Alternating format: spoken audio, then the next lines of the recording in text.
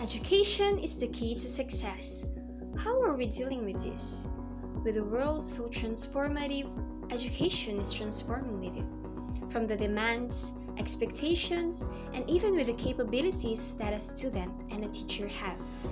As a Filipino, how are we adapting, coping, engaging with this transformation? With the 8 critical attributes of 21st century education, we will be having a glimpse of how education today looks like.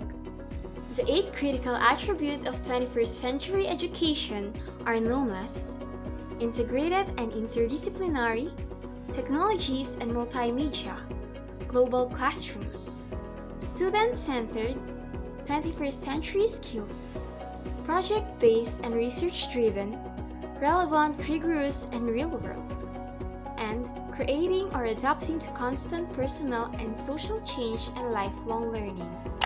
In integrated and interdisciplinary attribute, we can view knowledge as no longer learned only in separate subjects.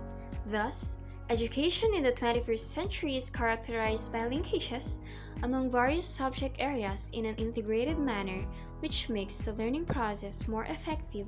Students would enjoy the class even more. While in the aspect of technology and multimedia, teachers and students should be able to involve themselves with these.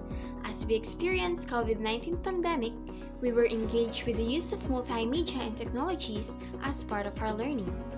Education in the 21st century makes full use of available information and communication technology, or ICT, as well as multimedia to improve teaching and learning activities.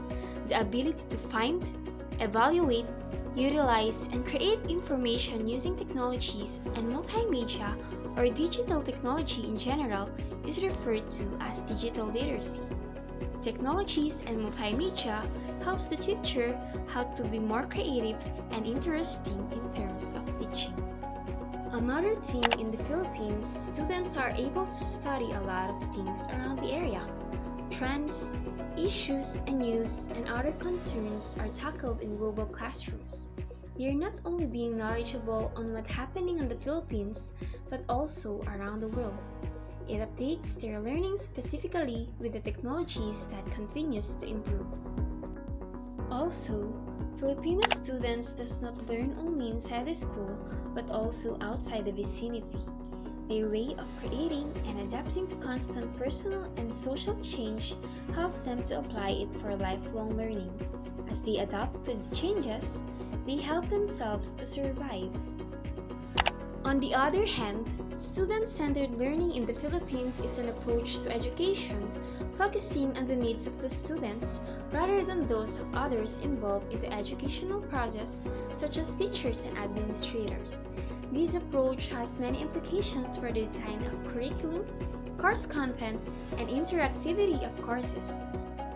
Student-centered learning is in stark contrast to teacher-centered learning.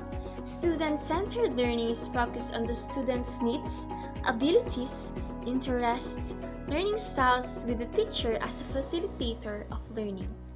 This classroom teaching method acknowledges student voice as central to the learning experience for every learner. Teacher-centered learning has the teacher at its center in an active role and students in a passive, receptive role. Student-centered learning requires students to be active, responsible participants in their own learning. Amazing improvement, right? The DepEd, or the Department of Education in the Philippines, has integrated this approach into its K-12 education reform agenda.